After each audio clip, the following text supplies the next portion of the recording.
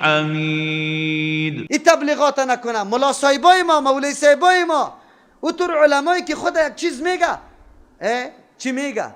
در درس قرآن و ترجمه و در درس حدیث میگه ولی یک نفر پیدا شده دخترها قطش درس میخوانه، بچه ها قطش درس میخوانه، بسیار بتنگ هستیم از یا. چرا بتنگ هستیم؟ ما چی کردیم؟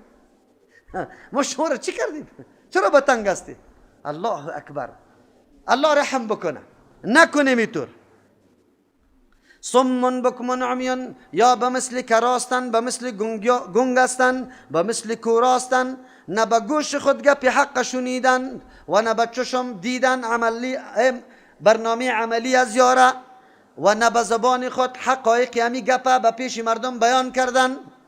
ما مسئولیت داریم که بیان کنیم. ما مسئولیت داریم که بیا که مردم چیزی گپ برات گفت، چیزی گپ برات گفت دیگه بیا یک دفعه برنامه را پیریزی بکو، با چشم سر بیبی که اینجا چی خوانده میشه، با چی دعوت داده میشه.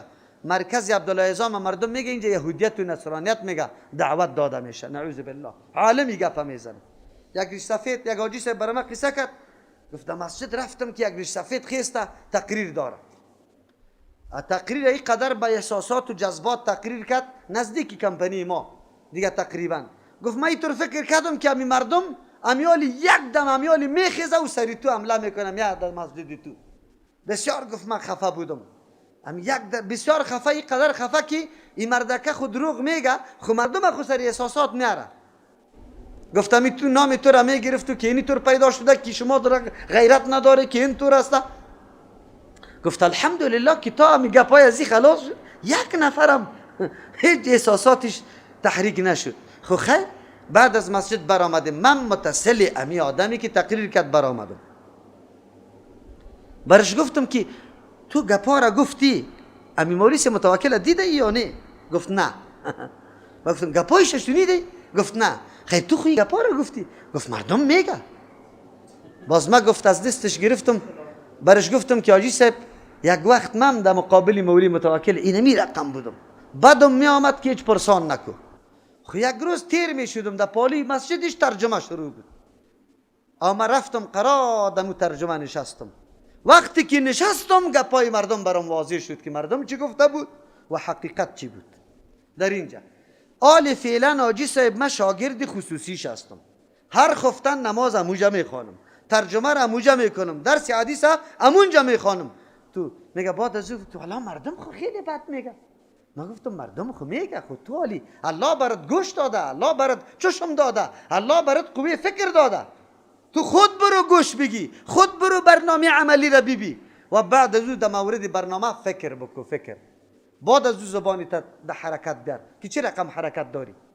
در مقابل دعوت پیغمبر مشرکین مکه از این سه عضو برجسته ای که الله به انسان داده استفاده درست نکردن. از این خاطر الله میفرما فهم لا یرجعون، اسباب استفاده، اسبابی که سبب هدایت انسان میشه این مردم از پیش استفاده نکردن. اسباب هدایت کدام است؟ همین سه عضو است.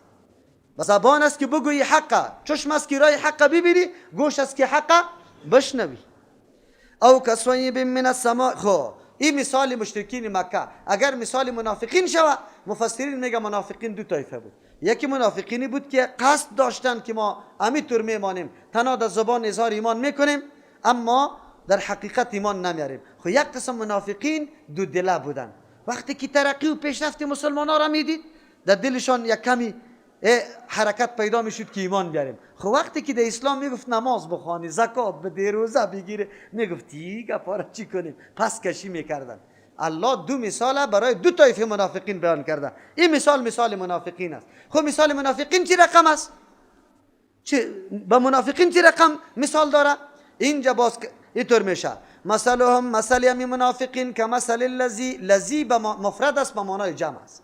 کمثل الذین، به مثل او کسانان میشه استوقد ناران که در داده بری خود آتش، در دشت و بیابان تاریکی قرار داره. این مردم ها فکر میکنه امی آتشک یاره از هر نوع مصیبت تکلیف از همه چیز خلاص میکنه. خب یک آتشک یاره خلاص میکنه از همه چیز؟ نه، امی ما حول خدا میبینه، امی قدر فایده حاصل میکنه که گرد و پیش خدا میبینه. خب زمانی که آتش گل شوه یا پس دم تاریکی چیسته؟ منافقین هم یک کمکی آتش در دادن، در زبان اظهاری چی کردن؟ یک کمکی ما حولشان روشن شد. چی رقم روشن شد؟ مردم ایرا در مالشان غرض نداره، در خودشان غرض نداره، خیشی و کسی قطش میکنه، در قبرستان مسلمان ها دفن میشه. خو لیکن امی ایمان برشان کفایت میکنه؟ اما تکلیف ها را دفع میکنه؟ نه. اگر اینال نفاقشان معلوم شوه، حالی یا موردی قتل قرار میگیره یا نمیگیره؟ میگیره. یا هیچ که او تو نباشه، مرگ کی سرشان بیا، امی ایمانشان در آخرت یارا نجات داده میتونه؟ از امو خاطر دو توجیه میکنیم.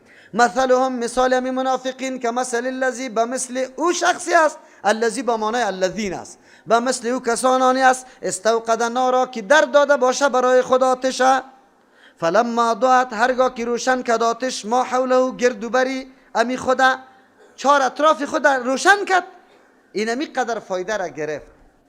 خب بعد از او چی شد؟ آتش خو کم بود، یا خود در دل ایمان نآورده بودی، ایمان زبانی بود. ذهب الله بنورهم، الله روشنی از یارا برد. امی ایمان ظاهری که در زبان اظهار کرده بودن، این را از بین برد. چی مانا؟ آیت نازل شد، منافقین مشخص شد که یا منافق است. حالی دیگه امو امن برش باقی میمانه؟ امو عزت برشان باقی میمانه؟ نمیمانه. خیر چی شد؟ یا و ترکهم فی ظلمات، حالی در تاریکی ها گذاشت، مانده شدن در تاریکی ها. چی مانا؟ هر لحظه خطر داره. حالی میگه که این حال مسلمان ها سر معامله میکنه، حالی ما را قتل میکنه، حالی مال ما را غنیمت میگیره. اینی حالات سرش آمد. لا یبصرون، راه را گم کرده که حالی چی کنیم؟ چرا؟ اگر ایمان هم ظاهر کنیم که سر ما اعتبار نمیکنه. چرا؟ پیشم ایمان چی کرده بودیم؟ ظاهر کرده بودیم. حالی ما اعتباری خدا، اعتماد خدا چی کردیم؟ از دست دادیم. دوم توجیه، ذهب الله بنورهم، هرگاه که آتش در داد، آتش یک کمکی بود، یعنی ایمان ظاهری و زبانیشان کمی بود. ذهب الله بنورهم، برد الله نوری از یارا، ایمانی از یارا از بین برد. چرا؟ مرگ سری از یا آمد. حالی که مرگ آمد، بعد از مرگ کدام ایمان چی داره؟ ثمره داره؟ ایمانی که از عقیده، از دل باشه.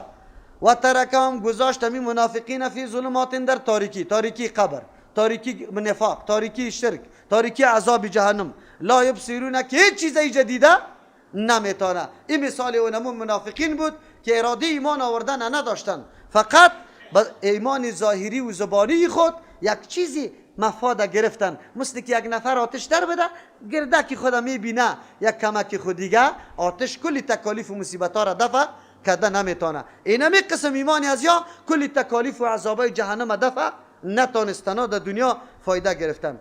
او کصیب من السماء فیه، یا مثالی همی منافقین در مقابل قرآن کریم به مثل امو باران تیزی است، من السماء که از طرف آسمان میه، بالا میه، فیه که درو باران، ظلماتون تاریکی ها می باشه، و رعد می باشه، غرش آسمان، و برق می باشه. یجعلون، می گردان اصابعهم، انگشتای خدا، فی آذانهم، در گوشای خود، من الصواعق، از ترسی آوازای هیبتناک، حذر الموت، از ترسی مرگ که من اموریم. منافقینی هستن که یا یک کمی پای بالا میکردن، میگفتن که ما ایمان میاریم، ما ایمان میاریم. باز که میدیدن که حالات خیلی سخت است، باز پس کشی میکردن.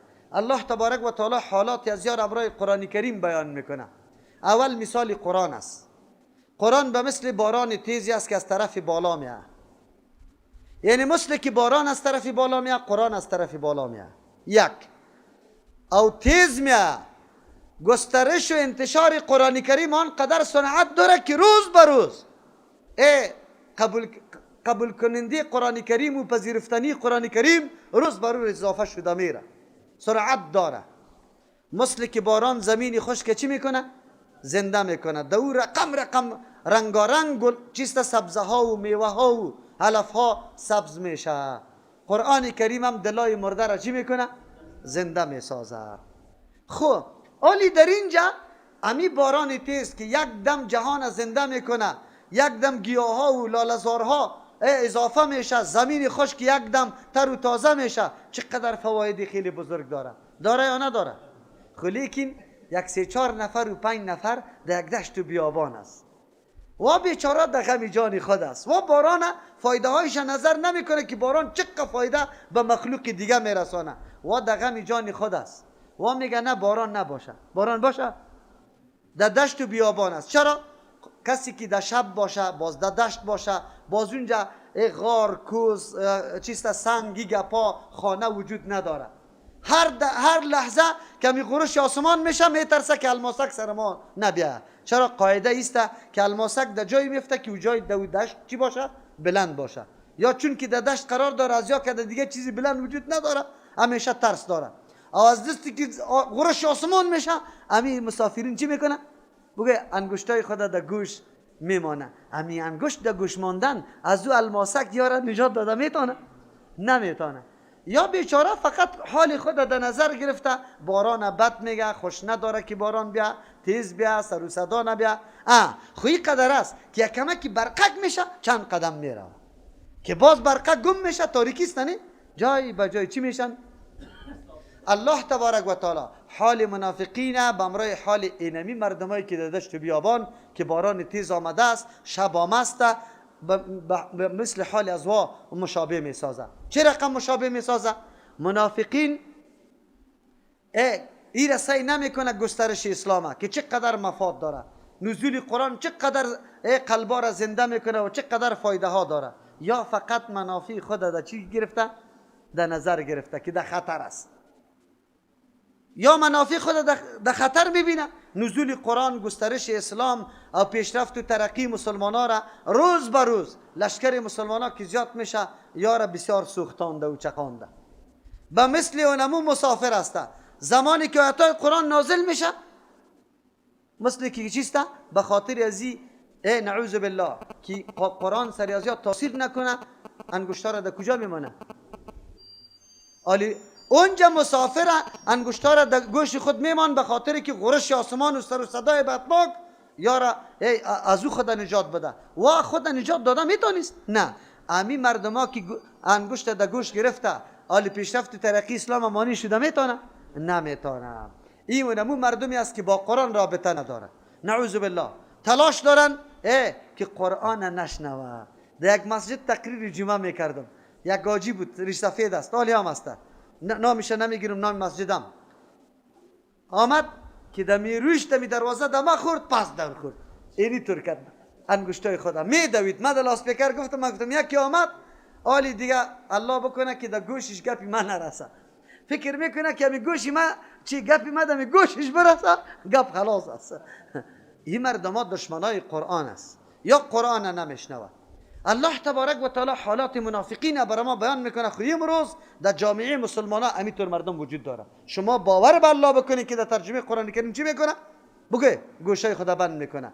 کلکین بند کردن و بسته کردن دروازه در خانه ها، این خو امری چی است؟ برملا است. است یا نه؟ در جایی که ترجمه قرآن میشه کسی که با قرآن آشنایی نداره بسته میکنه کلکینای خدا که آواز نشنوه. الله حالات منافقین اینمی قسم بیان میکنه. الله میفرمه آلی در اینجا دمو باران خو قرآن است، خود او تاریکی هاست. باران در وقتی آمده که تاریکی وجود داره. او در اونجا چی هسته؟ مردم تر میشه، مثل که اینمی ها تر میشه. قرآن میایه تاریکی به نزد منافقین تاریکی اینجا چی هسته؟ امو آیت هایی که یار صفاتی از یار بیان میکنه او چی هست؟ تاریکی است بری از یار. و وقتی که امو صفات دیا پیدا میشه که حراس داره که ما برملا نشیم، اونمو چی هست؟ غرش آسمان که قرصص میکنه. او یا حراس داره که نمیریم، اینجا حراس داره که ما برملا و افشا نشویم. خب برقک کدام است که یک چند قدم یا میروه در اسلام که خبری امن داده میشه، مسلمان ها که کامیاب میشه غنیمت میگیره، یا رئیسه میده یا نمیده؟ میده. چرا؟ به خاطر که اظهار اسلام خو کرده. این به مثل اونمو برقک هاست برشان. خب او چیسته دیگه؟ وقتی که تیز میه امی باران از طرف بالا تیز میه، پیشرفت و ترقی مسلمان ها به مثل باران تیز است که فراگیر است. بغندی را فرا گرفتم، زمین چی را؟ پخشه، کلش فرا گرفته. اسلام هم الحمدلله ترقیش چیسته؟ بگه عام بوده، کل جا فرا گرفته بود. مثال منافقین در برابر قرآن کریم الله اینی طور بیان میکنه. او کصیب من السماء، یا مثال اینمی منافقین در برابر قرآن کریم کصیب به مثل باران تیز است، من السماء از طرف بالا، که مثل قرآن هم از طرف بالا میاد، باران تیز هم از بالا میاد، فیه ظلمات که در اونمو باران تاریکی ها می باشه و رعد آواز غرش آسمان می باشه و برق می باشه. یجعلون اصابعهم که می گردانه اینمی مسافرا انگشتای خود فیازانیم در گوشای خود من الصواعق از ترس آواز هیبتناک حذر الموت از ترس مرگ که نموریم. اینمی قسم منافقین در برابر قرآن کریم زمانی که آیات کوبنده می آید یا انگشتای خود در گوشای خود میگیره میترسن که ما بادامای افشا شیم و صبا و روز مورد حمله و قتل مسلمان ها قرار نگیریم. لیکن الله چی میگه؟ مثل که مسافرها خود نجات داده نمیتونه. چرا؟ او طور باران تیز است جای پناه وجود نداره. اینمی قسم منافقین هم جای پناه وجود نداره بجز از ایمان. چرا که الله میگه والله محیط بالکافرین، الله احاطه کرده بر کفار. کسایی که کافر هستن چطور از الله خود خلاص کنه؟ اون جامو مسافر از باران خود خلاص میتونید؟ نه، ترکت شانه واره دونمونجا گیر آورد. اینمی قسم کفار از الله خود خلاص کرده میتونه. چرا؟ در خانه ایمان پناه نبردن که از این مکمل نجات پیدا میکردن. در نظر میگرفتن که این باران رحمت است. این باران اگر برمه تاوان است، خب میلیون ها مردم دیگه چی هست؟ آب حیات است.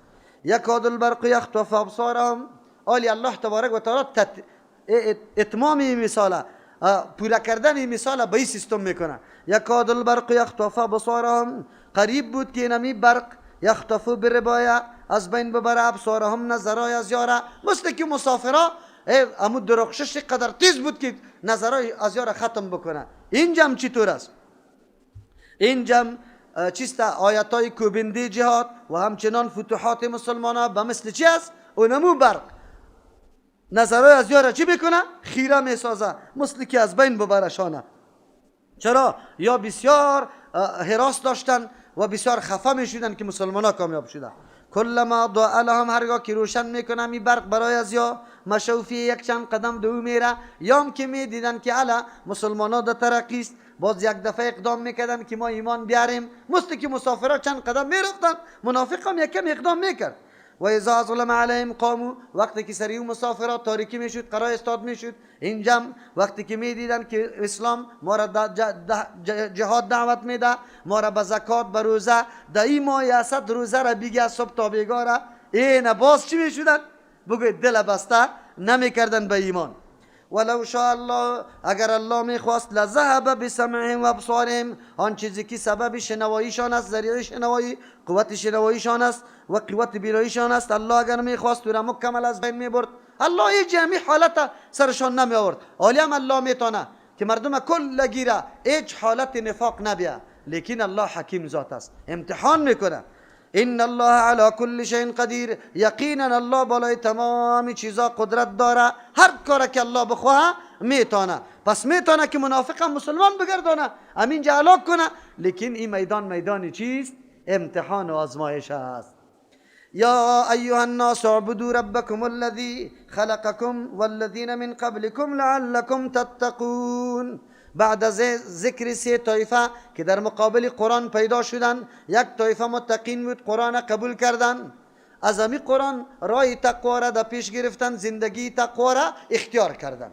نتیجه الله بیان کرد اولئک علی هدی من ربهم و اولئک هم دوم طایفه در مقابل قرآن امو مردمایی بودن که قرآن بنگی برالا آشکارا نپذیرفتن، از روی عناد و ضد میفهمیدن که قرآن کتابی واقعیت است، لیکن ضد یارا فرا گرفته بود. سوم مردمای بزدل بودن که وا جرأت نداشتن که اظهار عقیده خدا بکنه، گاهی در اون طرف گاهی در این طرف، یا اینطور فکر میکردن که ما در دخورق قرار بگیریم، اگر وا کامیاب شد اگر یا کامیاب شد. امی قسم بود.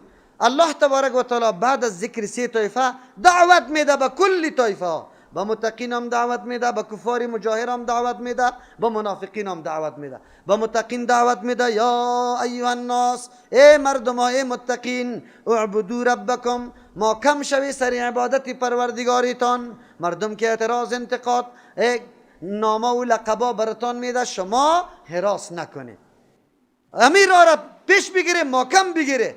یهود نصارا رقم اعتراضا شبهات چیست خواهشات پیدا میشه، خود شما امیرا را محکم بگیره. اینجا اعبدو برای از یا برای به معنای چی هست؟